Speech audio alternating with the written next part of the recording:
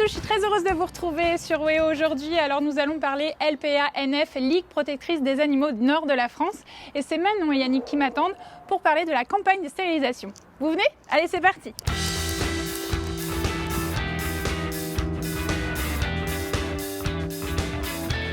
Bonjour Manon! Bonjour Emma. Salut Yannick.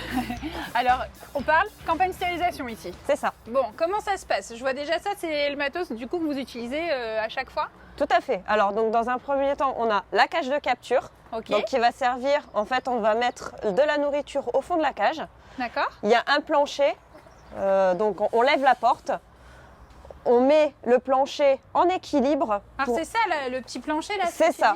On met voilà, pour que le chat passe dessus et actionne la trappe et la trappe tombe. Les filous. Voilà. Bon, voilà. Donc là, c'est le chat, impressionnant quand même voilà. quand tu fais ça, Yannick. Là le chat est capturé et il est en sécurité, prêt à être transporté par la LPA. Alors où est-ce que vous mettez ces cages? Il y a des endroits stratégiques où Oui, on sait alors que... en général on discute beaucoup avec le voisinage quand on a un début de campagne de stérilisation, on va déjà faire le tour et ensuite on va se rendre compte qu'il va y avoir des endroits où ils vont plus passer. D'accord. Donc on va les mettre à ces endroits-là. D'accord. Donc en général c'est dans les jardins des particuliers qui ont déjà l'habitude de les nourrir, comme ça les chats ne perdent pas leurs habitudes, mais les cages sont placées au bon endroit, là où ils passent le plus souvent. Ok, donc après, hop, on les rembarque ici. C'est ça, donc on les transfère dans ces petites cages, Ok, on laisse les cages sur place selon le nombre de chats. d'accord. Ces cages-là restent tout le temps sur place, Ok. jusqu'à ce que la campagne Dans soit les finie. cachettes, on va appeler ça les Voilà. cachettes. Et on les transporte dans des cages sécurisées Ok. qui permettent d'éviter toute manipulation d'animal sauvage parce que ça peut être des animaux qui sont susceptibles de mordre ou griffer, Oui, ou... de par oui. leur caractère sauvage. Donc c'est dans celle-ci que... C'est voilà. dans celle-ci. Donc Ok. Yannick va vous montrer en fait un petit peu la manœuvre pour pouvoir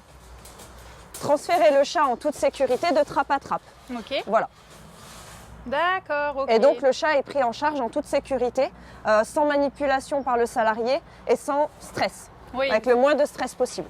parce que c'est pareil. Hein, ils Voilà, ressentent ce sont aussi des le chats très stress, donc stressés voilà, qui fais sont attention. sauvages. Voilà. Alors, on a toujours peur, on se dit, ouais, mais s'ils appartenaient à quelqu'un ou quoi que ce soit, non, et après vous les remettez au même endroit, ça C'est c'est ça. important de le dire, on ne va pas les relâcher n'importe où. Non, on doit toujours les relâcher sur le site où on les a capturés. Ça, c'est obligatoire. Le chat est territorial, donc forcément, il faut le relâcher sur le même territoire, sur la même commune et au même endroit. Voilà, c'est rassurant, c'est que s'il avait ses petites habitudes, bon, bah, Exactement. au moins il retrouvera son chemin. C'est le but. Super, bon, on Voilà. va en voir là du coup?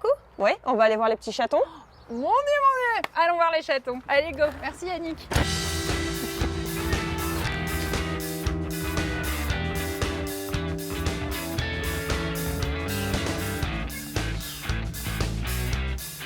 Oh, mais ils sont trop beaux tes petits chatons.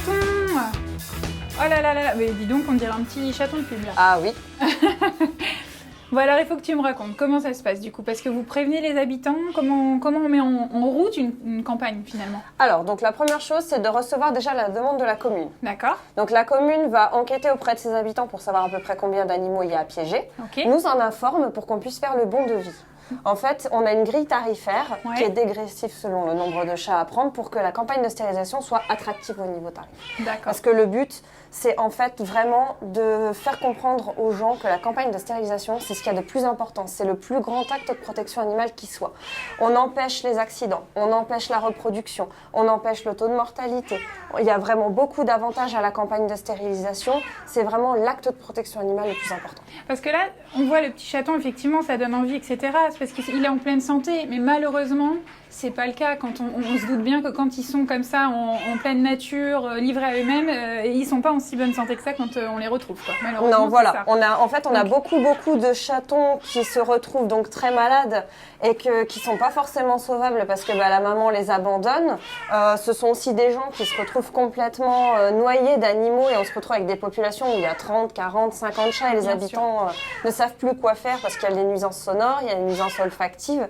Et les gens n'ont pas toujours forcément l'argent pour nourrir tous ces chats-là. Donc c'est à la commune de prendre en charge cette activité. Alors, on prévient les habitants, parce que c'est important à fait. aussi que si vous avez votre propre chat, mais d'éviter de le faire sortir ce jour-là. Tout à fait. Alors donc au préalable, dès que la mairie a signé le devis donc, et a accepté la campagne, nous on prend contact avec une personne référente, donc un habitant qui a décidé d'accueillir en fait le matériel qu'on a vu tout à l'heure dans son jardin. Donc ça nous permet d'avoir un endroit clos qui va éviter une détérioration des pièges éventuels.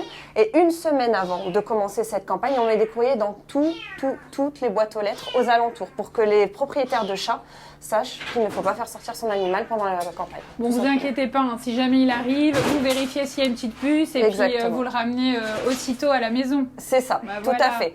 Donc tout chat identifié est remis aussitôt à sa place. D'ailleurs, ça c'est le petit courrier qu'on a dans la boîte aux lettres. C'est ça. Donc en fait, sur ce petit courrier est bien précisé campagne de stérilisation, le début, le secteur dans lequel il va s'effectuer, et donc nous conseillons de marquer les chats qui sont appartenant à un propriétaire.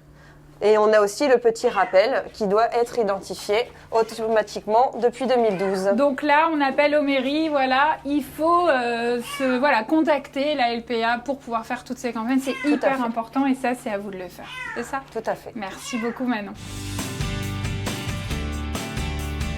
Et voilà, c'est ainsi que se termine cette émission. Alors c'est grâce à Manon, Yannick, tous les bénévoles qu'on peut mettre en place toutes ces belles actions, mais c'est aussi grâce à vous, grâce à vos dons. Et pour ça, rien de plus simple, c'est juste ici sur le site internet LPANF.